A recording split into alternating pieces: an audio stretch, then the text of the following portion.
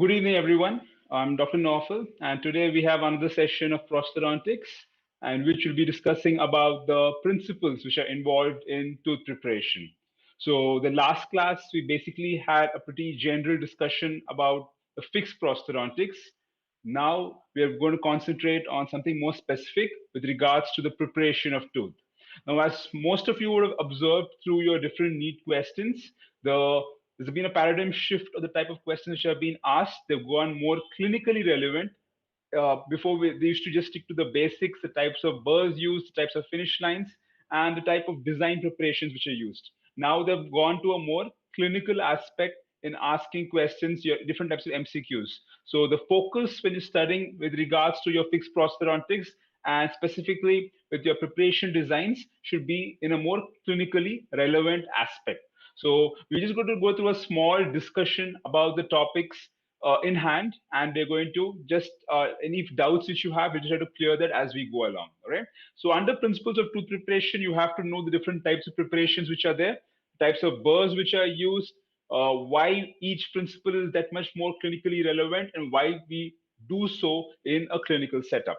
All right. So I'm just going to go straight up with the different types of MCQs that could be asked with regards to the principles of tooth preparation.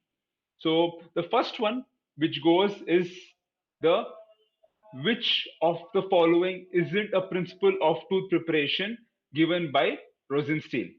All right. So what you have to understand is that though earlier we've been just listening to the principles by Shillingburg, all right. So we've not concentrated much upon the Rosenstein preparation, which was actually a modification which was given by Shillingburg.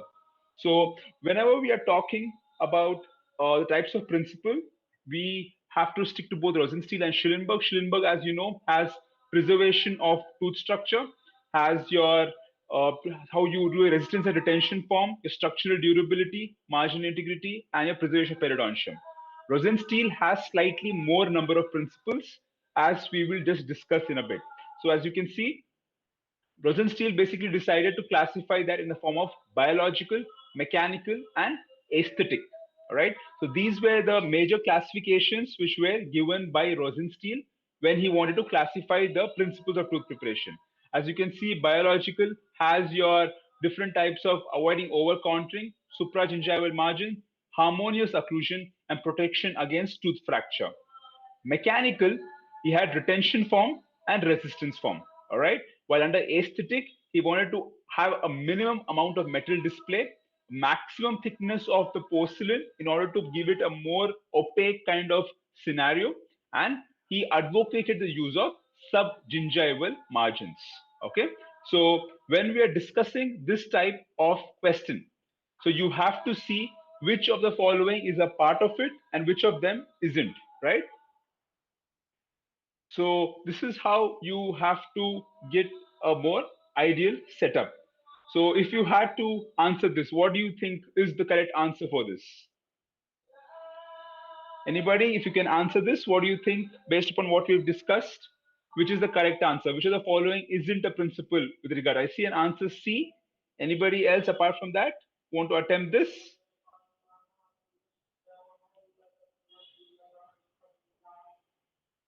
Okay, so you have marginal integrity, which is actually a principle which is given by Schillenberg, but it's actually not a principle given to you by Rosenstein.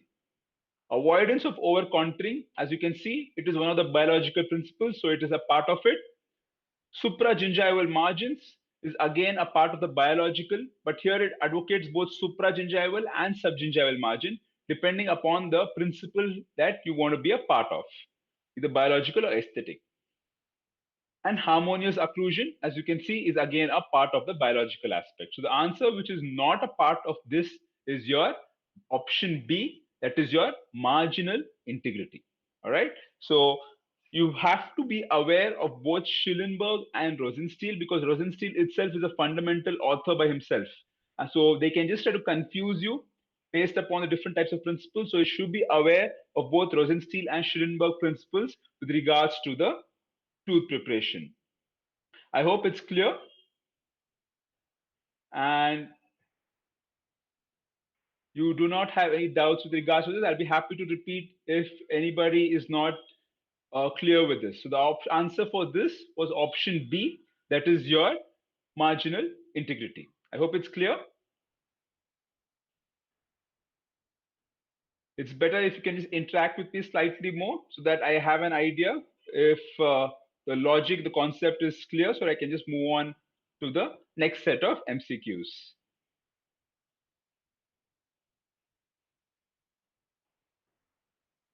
Okay, so coming to the next one, all right. So this is now this what we discussed earlier was just a basic with respect to the principles. I will not go too much in detail with respect to the principles of tooth preparation. Coming to a more clinical scenario-based MCQ, a flat and taper burr all around is not used for the preparation of tooth for which kind of prosthesis? So the options what you have are your all ceramic. We discussed the types of processes in our previous class with regards to your all ceramic, your zirconia, your PFM crowns, and your metal with ceramic facing crowns and all metal. We how we showed you the difference between a metal with ceramic facing and a PFM. They're not the same, right? Only one side of a metal with ceramic facing has porcelain, whereas a PFM has ceramic on all sides. So you should know first the difference between all these four types of crowns. Okay. Once you know the difference between all these four types, you should know the difference in the preparation designs.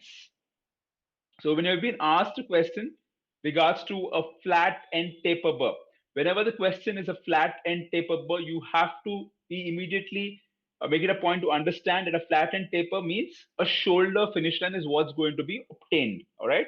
So you get a shoulder finish line with a flat end taper burr. Well, we have another burr called as a torpedo diamond, which you get a chamfer finish line.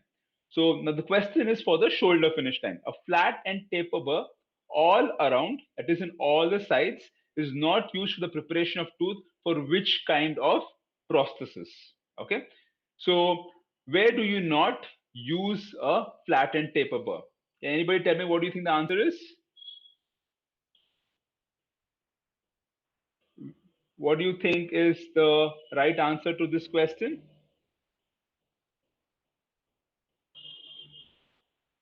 Anybody?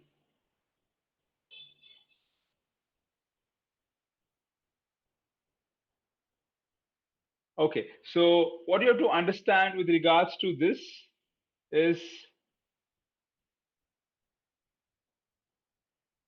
the fact that you need to get a all ceramic crown basically has a shoulder finish line all across, right? So whenever we're talking about a shoulder finish line, we're talking about a nice 90-degree angle form or tooth preparation on all sides. All right. This is a shoulder type of finish line in case of a maxillary or a mandibular molars. All right. So all ceramic technically has a shoulder finish line. A porcelain fused to metal has a shoulder on one side and a chamfer on the other side, basically the lingual or the palatal side. It's almost similar for your metal with ceramic facing, but an all metal crown has a chamfer finish line on all sides. So you do not use a flattened taper burr all around in cases of your all metal crowns. You basically have to wonder whether the answer could be a D or a B because a B does not have a new. So you'll be asked a question. A flattened taper burr all around is not used for the preparation of which kind of processes? Ideally, the answer would be an all metal. Because even with the PFM, you can use a flattened taper burr to an extent and still get it. But an all metal, you only use your chamfer, that is your torpedo diamond burr. So your answer would be for this, an all metal crown requires a torpedo diamond and not a flattened taper burr. So just so that you understand how the different type of burrs work, these are the different types of burrs you are involved in our preparations along with the features of it, right? So we have a parallel sided burr which you don't technically use much. Use it mainly for your depth orientation grooves. The flattened taper burr, like we just discussed right now, it's used for your axial surfaces to get a shoulder finish line and to make large amount of grooves. You have your long needle burrs, which are used only for your proximal finish lines. Apart from that, you have your rugby burr and your smooth end burrs. These are just a small discussion about the type of armamentarium that is available to us with regards. I hope this is clear, and this is not too much of a difficulty to understand it. Yes. So what we discuss is two different types of burr. We have something a flattened taper, and here if you see this, it becomes pointed like in the form of a torpedo. A torpedo, like we know, is a missile in your submarines and all that, which has a sharp edge. So this is going to give you only a chamfer finish line. It will not give you a shoulder finish line. The burr has to be like this, a flat end taper burr, if you want to get a shoulder finish line. If you have a burr which is pointed like this, like a torpedo, it's only going to give you a chamfer finish time. So when we have a preparation like this, okay, this is a molar preparation. Now this is, for example, in cases of your PFM crowns, right, in which the buccal surface or your labial surface mainly has a shoulder finish line, whereas your lingual or your palatal surface has a chamfer finish line. In a PFM crowns or your porcelain fused to metal, you have a combination of shoulder and chamfer. In your all ceramic crowns, you have only shoulder. In your all metal crowns, you have only chamfer. Please do not confuse yourself with regards to the different types of preparations whenever they are involved with it. All right. So I hope this is clear as of now. Right? So this is the different type of features. So as you can see, every feature what you do in your preparation is to satisfy one or the other principles of tooth preparation. So if you do an occlusal reduction in different planes, you get structural durability that was advocated by Shillingburg, functional bevel, good durability. You give a seating groove, your retention resistance is satisfied, as well as your axial reduction. You give a supragingival finish line, you have both preservation of tooth structure and preservation of periodontium. So you could be asked questions in your NEET exam based upon the different features which are incorporating your preparation and which principle do they satisfy. So you have to have an idea about the different features you're incorporating in your tooth preparation and which principle, either by Rosenstein or Shillingburg, it is satisfying. All right. I hope this is clear as of now. So now we come with respect to the occlusal reduction. Okay. Why occlusal reduction is so much more important is you are just creating space for your crown, which is going to cement. All right. If you do not have enough amount of preparation or enough amount of occlusal reduction, your ceramist cannot give enough thickness. So he'll give it somewhere this much. And then what will happen is this will crack in the center and break. Okay. So you need to have the amount of reduction which is advocated. Like a metal needs a particular 1 to 1.5, a BFM needs a 1.5 to 2, and all ceramic a 2 to 2.5. So you should know what preparation requires as much amount of preparation with respect to the occlusal surface. Same thing with respect to the axial reduction is also important, and the reduction at the gingival margin. All this together is what's going to help you with your overall preparation to be the best and satisfying all the principles of your tooth preparation designs. I hope this is clear. You people don't have any doubts with regards to this. So please let me know if any doubts are there. Okay, with regards to your principles and your finish lines. The same thing, like I was mentioning, you could be asked features of the different preparation. This is, for example, for a PFM crown. So for a PFM, you will have a shoulder plus a chamfer finish line. So earlier, as you can see over here, we have a shoulder design over here. Same thing on the lingual surface or the palatal surface, you will have a chamfer margin. Now the shoulder and the chamfer meet in the interproximal area. That is called as the wing. Okay. So when the shoulder meets the chamfer finish line, you get an additional surfaces which is only seen in your PFM crowns. You do not see your wing preparation in either your metal or in your all ceramic. You see it only in your PFM. This could also be a potential MCQ which could be asked. So you should be aware which has a shoulder chamfer combination, which has a wing, and how much reduction is being done with respect to your margin as well as your occlusal surface areas. For example, you need 1.5 mm for your PFM, so you should be aware of the amount of occlusal reduction or occlusal surfaces that you have to remove. Coming to the next question, the next MCQ, I hope it's clear for now. Please let me know if anything is not clear. I'll be, again, like I said, happy to repeat myself. So coming to this question, what is the percentage of damage seen to the pulp if temperature of the aerator while tooth preparation increases by 11 degrees Celsius? So we all use the aerator for tooth preparation, right? So we have a water spray along with our aerators that is not to just advise lubrication, but you have to understand it is a diamond burr. A diamond burr is hitting against a live surface of your tooth surface, right? So a live tooth surface. So when you're getting abrasive against an abrasive, what technically happens is that it would cause some amount of heat to be produced. Now the pulp, as you know, is a tissue which is nice, healthy, more vascular, and can only take so much amount of heat. So then the question is how much damage, or how much percentage of damage is seen in the pulp if the temperature of the aerator increases by 11 degrees. Is it 25%? Is it 50? Is it 60 or 75%? Okay. So this has been given as a guide by Cohen. He has done experiments regarding the amount of temperature increase and how much damage to the pulp actually occurs because of the increase in temperature.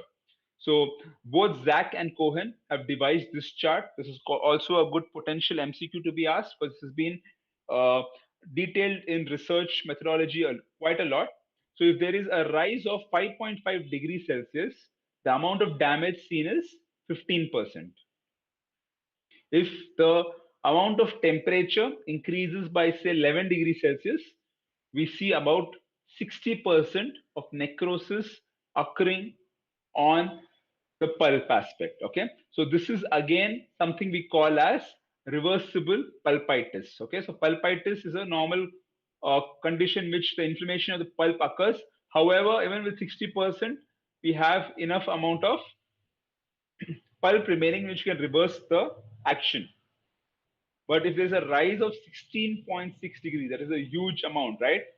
There is 100% necrosis, and this was what we call irreversible pulpitis. And beyond this, the temperature is way too much for the pulp to handle, and we are not able to re-obtain the pulp. The pulp is dead permanently. Okay, so how do we avoid this? Is by using our waxing agents and also by our lubrication space that is within your aerators, your water coolants, which we use on a potential basis to both cool the instrument as well as to make sure it doesn't decrease. So based on the question, we were asked about 11 degrees Celsius. So the answer is C, that is just 60%. All right. So you should know how much 5.5 increases. That's 15%, 11 is 60, and 60% is 100. So this is what you're supposed to be aware. Like I mentioned, it has been tabulated and detailed in research methodology a lot. So this could be a very potential MCQ. So please keep this in mind. I hope everything is clear right now. I don't have to repeat myself.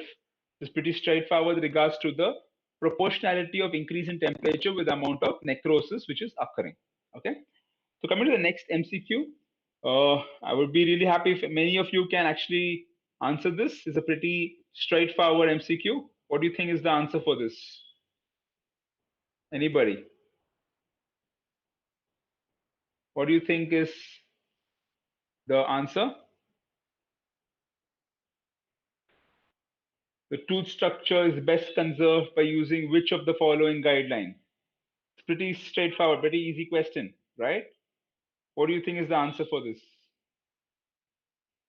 Is it the use of partial coverage restorations, taper of 15 degrees, a shoulder finish line, or a sub-gingival finish line? Which do you think is the best way to conserve your tooth structure with regards to the following guideline? Which do you think is the best? Anybody?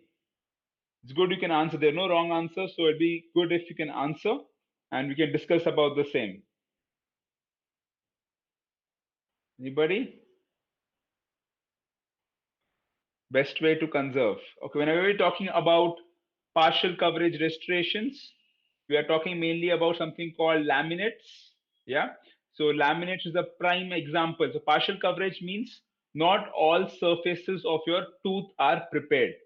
One or two surfaces are usually prepared of the tooth surface. So we're usually talking about probably laminates, or 7 by 8 crowns, 3 by 4 crowns, something like that, right? So this is an example of your partial coverage restoration. Now coming to taper, right? Taper is again a way in which we can conserve tooth structure by not preparing way too much. Shoulder finish line, subgingival finish line, right? So what do you think is the best way to conserve the tooth structure itself? So first we just discuss the options. Ideally, this is the best taper or the ideal taper what you can actually obtain. That is 6 degrees. So 6 degrees, so you should be aware of the type of question which is asked. 6 degrees taper is the most ideal taper which can be obtained. 0 is the best, but it is not possible to achieve. So how do we get 6-degree taper? Your burr is programmed in such a way that when it touches the tooth surface, it creates a angle of 3 degrees. So when it touches the tooth surface in 2 dimension, it gives you 6 degree of taper. If the question or your MCQ in your NEET says that how much taper is given by when it touches the tooth surface, your answer should be 3 degrees and not 6 degrees. So overall taper is it asked, then your answer is 6 degrees and not 3. So these are different ways in which they usually confuse you. So be careful, all right, with respect to the amount of maximum taper that can actually be good is about 15 degrees. So know these calculations pretty well. 6 is the minimum taper what we can do. 0 is ideal, that is what you want to achieve, but it is mathematically impossible to achieve.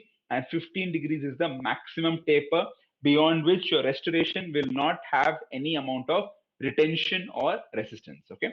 So this is with regards to your taper. So what they have given is taper of 15 degrees, but the question here is asked is best conserved. So this is not an ideal option. Both shoulder and subgingival finish line. Shoulder again prepares a large amount of tooth surface, right? So that your ceramic can sit on it. That is your shoulder finish line. So again, you're not conserving tooth structure because of your shoulder finish line. And whenever you go subgingival, you're again preparing more amount of tooth surface compared to a supragingival finish line. Again, a supragingival is much better compared to a subgingival with regards to preservation of your tooth structure. All right. So again, this is not an ideal option. So your answer for this question would be A, that is a use of partial coverage restoration. That is your best way in which you can conserve the tooth structure. So it would be best if people, or if you can interact with me and let me know if you have any doubts so that I don't have to repeat myself and I know that you've understood this concept is basically clear to all of you. So we can just move on to that. This is with regards to the first principle by Shillingburg, that is the preservation of tooth structure, right? So which is the best way? Ideally, partial coverage is the first best option. Second is a taper of probably 6 degrees. That will be your second option, not 15 degrees. The third best is a supragingival finish line. The fourth best is a chamfer finish line. Okay. So you have to be aware of the different ways in which we can conserve the tooth structure design. Coming to the next MCQ, I'm hoping all of this is clear to you because I do not see anybody letting me know if there are any doubts. I'm just going to move on with the next MCQ. Which type of full veneer restoration would require more occlusal reduction? Okay, so I think it's a very easy question. Can anybody answer this? It's pretty easy with regards to the amount of tooth preparation that is required based upon the different designs of tooth preparation. So the asking is more occlusal reduction. Which requires more occlusal reduction? Is it all ceramic? Is it your PFM, that is your porcelain fused to metal? Is it your metal restorations or your acrylic restoration? Which requires more occlusal preparation? Okay, so for this you have to know the values which are involved with regards to the occlusal surface preparation. And all ceramic requires about 2, a PFM requires 1.5, a metal probably around 1 millimeter, and acrylic about 0.75 millimeters. So this is the, all of these are in millimeters. So this is basically the mathematical value that is required for the amount of occlusal reduction for all these preparations. So all ceramic is 2, PFM 1.5, metal 1, acrylic 0.75. So you can see with this itself, your all ceramic technically requires more amount of preparation compared to all of them. This question can also be asked in a way which requires the least amount of occlusal reduction. In which way, if acrylic is an option, go for acrylic. If they give you an option of metal facing or ceramic facing metal crown, all right, even then your option would be metal if acrylic is not part of it. Okay, so you should be quite aware of which preparation requires the most amount of occlusal reduction and how best to answer it based upon what is being asked of you. All right. So this I hope is clear. So why we technically require, like I mentioned earlier, that much amount of occlusal reduction is to make space for your crown. So how much occlusal reduction you give, your lab technician will be able to impart that much amount of space for your crown. Now, if you give him, if 1.5 is required and you give him just 1 millimeter, he will have to make it very thin. And when occlusal forces sit on it, it will crack. Okay. That is why a particular material requires that much amount of occlusal reduction to withstand the occlusal forces that are expected of it, right? So as you can see, gold is not used anymore. We just stick to our stainless steel crowns or your cobalt chromium crowns, which require probably 1.5 mm in the functional cusp and 1 mm on your non-functional cusp. So PFM from 1.5 to a 2, and your all ceramic 2 to 2.5 based upon the type of your all ceramic material that you're going to use. I hope this is clear with regards to the amount of occlusal reduction that is permitted, or why is it actually required in a clinical setup. Now, we just discussed this. I hope this is understandable by now for you. The difference between ideal, minimum, and maximum amount of taper. Can anybody answer this? What do you think is the ideal taper for cast crown tooth preparation? When I say cast crown, I mean metal crown tooth preparation, right? So cast crown technically means your metal tooth preparations. So what should be the correct answer? Can anybody answer this? It's pretty straightforward from probably your Pulse or your question banks. Which is the ideal taper for cast crown tooth preparation between axial surfaces? So we discussed it. Only the language changes. Is it 3 degrees? Is it 6 degrees? Is it 1.6 or is it 60? How much taper will be ideal enough for the preparation of a cast crown between your axial surfaces? Anybody? 3, 6, 1.6 or 60? So we discussed this in the previous slides, right? So if you have a tooth surface and your burr is programmed, right? If it is on one main side only, right, then it becomes 3 degrees. But between axial surfaces, between this and this, would actually be your 6 degrees. So ideal would be very good 6 degrees because you have 3 plus 3. A burr can give you 3 degrees angulation on one side, the entire surface. If they're asking you an axial side, right, then your answer would be 3. Between the axial surfaces and entire surface, it's about 6 degrees. If the question, like I said, how much maximum, then it is 15, right? So do not confuse yourself with 3 and 6 based upon the thing. A burr can give you 3 degrees, but an entire surface gets you 6 degrees. Very good. The answer is B, option B, that is just 6 degrees. Okay. Now, can anybody answer this? This is a more picture-based MCQ.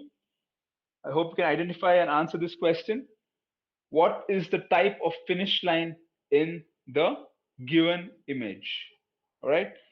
So these are picture-based MCQs, which are becoming very frequent in NEET because it's a computerized-based questionnaire nowadays.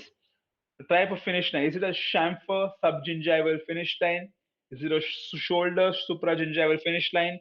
Is it a radial shoulder supragingival finish line? Or is it more like an acrylic restoration-based finish line? What do you think the answer for this? Anybody? What do you think is it? You can see the finish line here. This is your complete finish line here, right? So how do you answer questions based on this? I hope you can try getting this. It'd be good if anybody can answer this. So basically, you see whether it is below the level of the gingiva or above the level of the gingiva, right? So this is a supra, because it's above the level of the gingiva, it becomes a supragingival finish line. If it was below the level of the gingiva, it is called as a subgingival finish line. All right. So as you can see here, the finish line is above the gingiva, so it has to be a supragingival. Now you have two options with supragingival: shoulder and radial shoulder. How do I distinguish between a shoulder and a radial shoulder type of finish line? A shoulder will have a thickness of close to zero point 0.7 to 1 millimeter. A radial shoulder will have a thickness of less than 0.5 millimeters. All right. This radial shoulder will look almost close to that of a chamfer, in which it will merge with the tooth surface, whereas a shoulder, as can be seen here, it always stands out. It's very thick, right? So first you identify the type of finish line, and then you determine whether it is a shoulder or a other type. So in this, for example, the answer is B. That is, it's a shoulder supragingival finish line. It is not a chamfer because it's not subgingival, not even it's a radial shoulder. So you have to be aware of how to answer such questions whenever they ask. They're all picture-based questions. So you have to identify the finish line. This is more in a clinical pretext. So whenever we're talking about shoulder, like I told you, this is with respect to what a lab sees. So you need to show a nice finish line on all aspects. If you have a PFM preparation, you will get a wing over here with which the shoulder and the chamfer will meet. If you do not have a PFM based preparation, it's a shoulder, it's a all ceramic or a metal based preparation, you will have either of a shoulder or a chamfer. Again, the occlusion also changes based upon the type of preparation from 1 to 2, whether it's a metal ceramic, or an all ceramic. All right. I hope this is clear so far for everybody with regards to the preparation designs. Also, I just want you to know a small pretext of what type of finish lines actually exist. So you should not be caught in a doubt whether such a finish line actually is there available. These are the main finish lines which have been asked over the years: feather edge, chisel, bevel, chamfer, shoulder, and slope shoulder. What we normally use are your chamfer and your shoulder, but just to confuse you, they might ask you questions with regards to feather edge, radial shoulder, slope shoulder, a bevel design, everything like that, and cause a amount of confusion. So you should know what are the advantages and where are it mainly indicated. So as you can see, a chamfer mainly on your metal crowns and your lingual or your parietal margins of your metal ceramic crowns. Your shoulder mainly in your ceramic crowns. The slope shoulder also is seen in the facial margin of your metal ceramic. So these are the different types of finish lines which are there. They have different advantages like conservation of tooth structure, allowing bevel design, giving a good distinct margin. There are different types of advantages of this. So you should just have an idea about all these types of finish lines and wherever they are indicated. So I really, really hope that you haven't, this is so much is clear for you. If it's not, please don't hesitate to ask me and I can re-explain the concept to you. So going on with a similar scenario with regards to this, these are the finish lines or finish margins recommended for all ceramic restorations. Which do you think is ideally recommended for the all ceramic? So what they're asking for you for, they're asking for an all ceramic restoration. It's a pretty straightforward question again. Whether it's a shoulder or chamfer, shoulder or chisel edge, shoulder or heavy chamfer, chamfer or heavy chamfer. So which of this do you think would be the ideal finish line for an all ceramic crown? Anybody? Which do you think is the ideal margin that should be recommended? Anybody answer this? It's pretty common. You should have an idea about this by now. What are we looking for in an all ceramic preparation? Okay, so you technically know a shoulder is where what a shoulder basically looks like. It's more distinct in nature. It has a nice ledge-like surface. If I see an answer C, good. So you know that shoulder is ideally given for an all ceramic, right? So you do not give a chamfer for an all ceramic, come what may. A chamfer is not given. Okay. Chamfer is mainly refined for your metal ceramic or your metal preparations only. However, we have something called as a heavy chamfer, in which the ledge is made more thicker. A chamfer is just zero point 0.1 to zero point 0.2 millimeters. A heavy chamfer is close to zero point 0.5 to zero point 0.7 that almost resembles a shoulder design. So whenever you ask like this, you want to understand a heavy chamfer is almost similar to a shoulder finish line in itself. So the answer for this would be C, that is your shoulder or your heavy chamfer. Please do not confuse yourself with regards to your chisel edge or your other designs. Okay, this is how they try to confuse you. So whenever you see shoulder, you know, but then now shoulder is paired up with three other options. So you should know which is the best of these other lot. In this case, it is your heavy chamfer. So this is what the different margins look like with regards to your tooth preparation. Whenever you have a metal preparation, now it's not used for an all zirconia. All zirconia is still giving a all complete shoulder. A metal, we are giving a chamfer finish line all around. So whenever you're giving a chamfer finish line, it is merging with the rest of the tooth. All right. So this is a chamfer finish line, which is done with a torpedo burr. A torpedo diamond burr is used for your chamfer finish line. In case of your PFM preparation, what we do is we give a shoulder on one side and a chamfer on the other side. That is your palatal aspect. So we have a shoulder plus a chamfer with regards to your PFM preparations. It's a mixture of both. Where they meet in the interproximal area in the on both sides, that is called as the wing. Okay, that is referred to as the wing. And all ceramic has a shoulder finish line all around. It is only shoulder, has no chamfer. But as we discussed, it can also be given as a heavy chamfer. You can see the amount of thickness that is here, the thickness that is here, and the one here, right? So an all ceramic requires more amount of reduction and a shoulder finish line which is more distinct. Why it requires more is because the ceramic needs that much amount of space because it's more bulkier than a metal and it should not crack. Okay, that is why we do more amount of reduction in case of an all ceramic. I hope this is clear for you. Please ask if you want me to repeat it. I'll be happy to repeat it.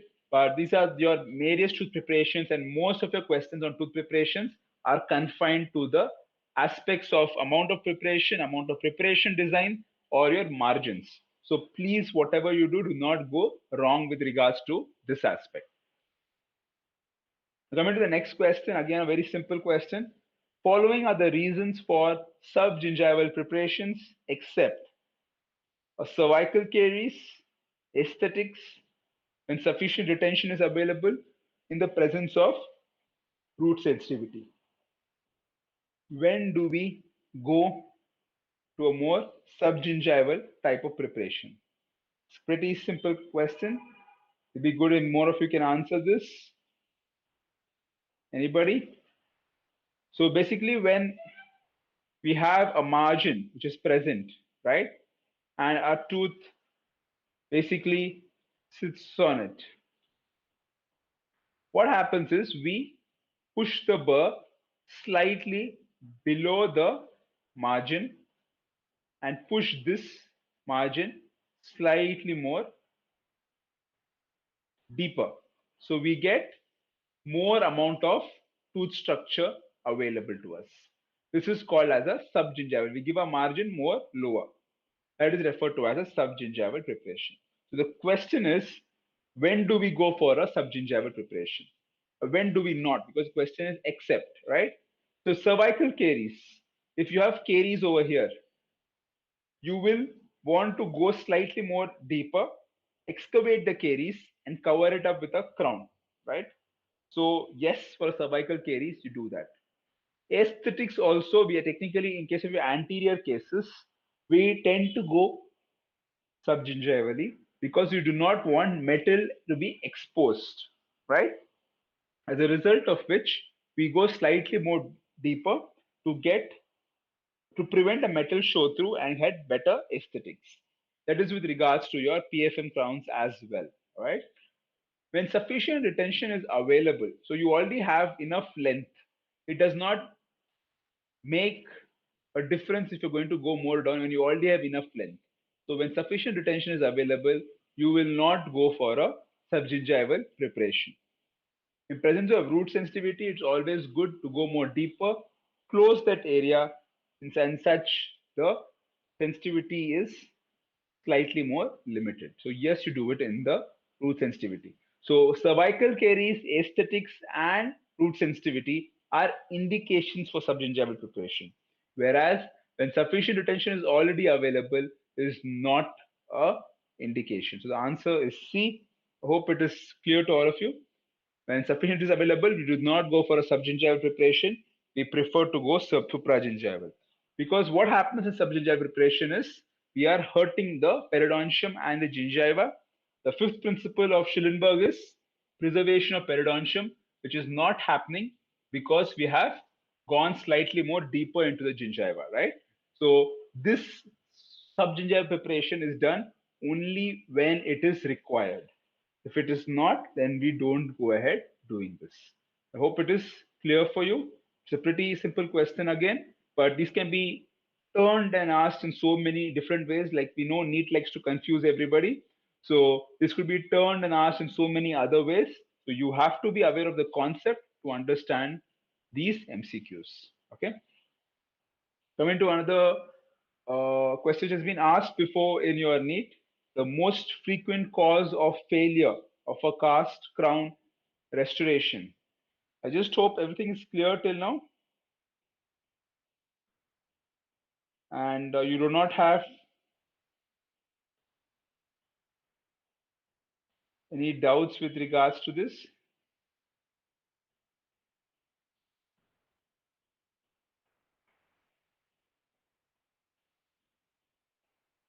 So let's go. Let's discuss the MCQ. If it's something, we just come back to it. Just let me know if it is any issue. So anybody can answer this question. It's again simple. The most frequent cause of failure of a cast crown, like I said, a cast crown again means a metal or metal ceramic crown.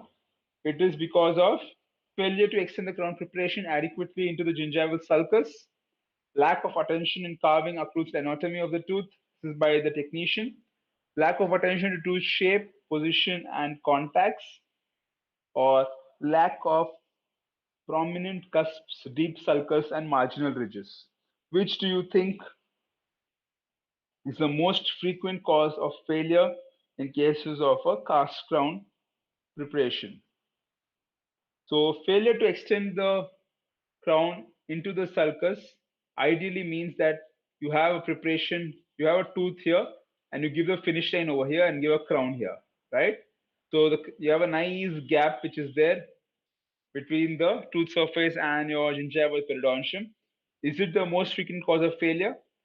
Or is it because your technician has not carved out a nice occlusal anatomy because of which forces are not being concentrated in a particular area? Or no attention has been given to tooth shape, position, and contact. As in, a molar should look like a molar, right?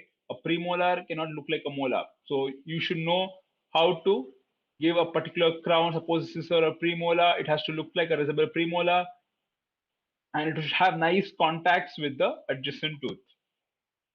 Ideally speaking, the most frequent cause of failures is because of this. We do not respect the tooth the way it is with regards to its shape, its position in the oral cavity, and its contacts.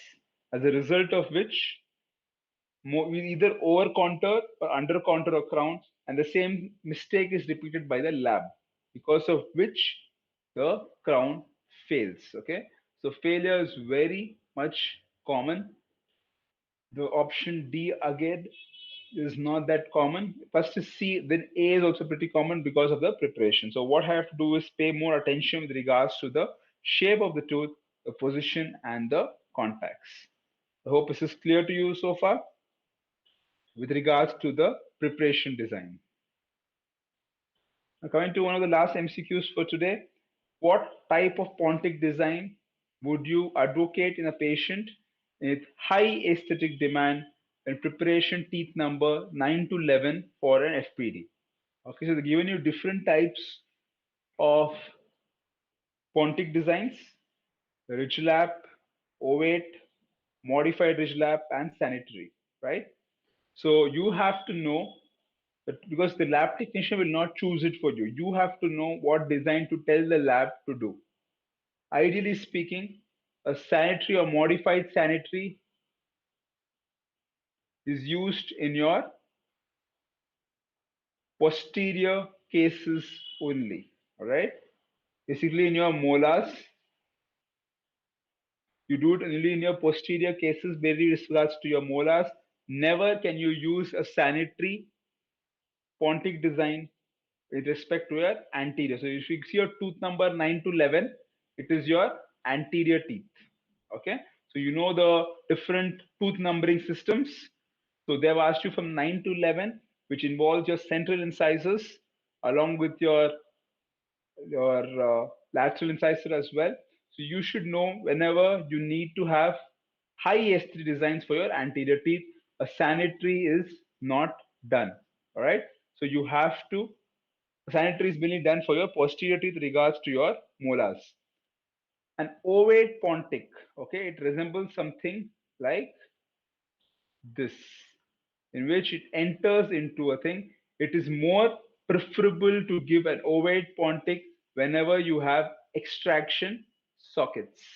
That way, it will form the gingiva accordingly and give you a better emergence profile and gives you a better marginal integrity of the rest of the crown. So whenever you have extraction sockets, it's best. The question goes, best aesthetic domain of extraction sockets, your answer would be ovate pontic. But here it is not so. Okay. So now you're left with ridge lap or modified ridge lap. What happened? The problem with the ridge lap was there was a 2-point contact with the mucosa, because of which you used to ulcerate the mucosa. Hence, a modified option was called in which there was just a 1-point contact with the mucosa and still gave you a better aesthetic result. So, whenever you're asked a question, which is the best option with regards to a high aesthetic demand anterior teeth, your option will be blindly your modified ridge lap. Okay, ridge lap is now outdated. Whenever extraction sockets are asked, you will go for ovate or bullet type of Pontic. Whenever the question is asked about posterior teeth, whenever it's your molars and premolars, what Pontic design would you advocate? The answer should be a modified sanitary, right? Because a modified sanitary has a nice convex surface. So what a modified sanitary does is it has a convex surface and does not allow food to accumulate between the periodontium and the pontic. It can easily flush out. Whereas in case of your, that's why it's called sanitary, because it is self-cleansing in nature. However, if you have your normal sanitary pontic, it is concave and it will cause a lot of food accumulation to occur within its concave structure. So, just repeating myself, anterior modified ridge lap is your choice, extraction sockets, ovate or bullet, and if posterior is asked, it's your modified sanitary.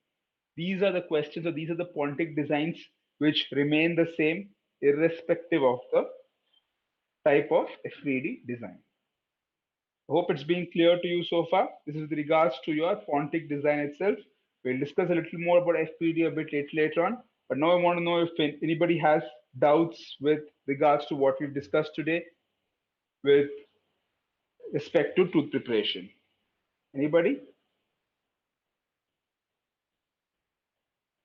Is there any doubts? You can just mention it and I'll be happy to clear it for you.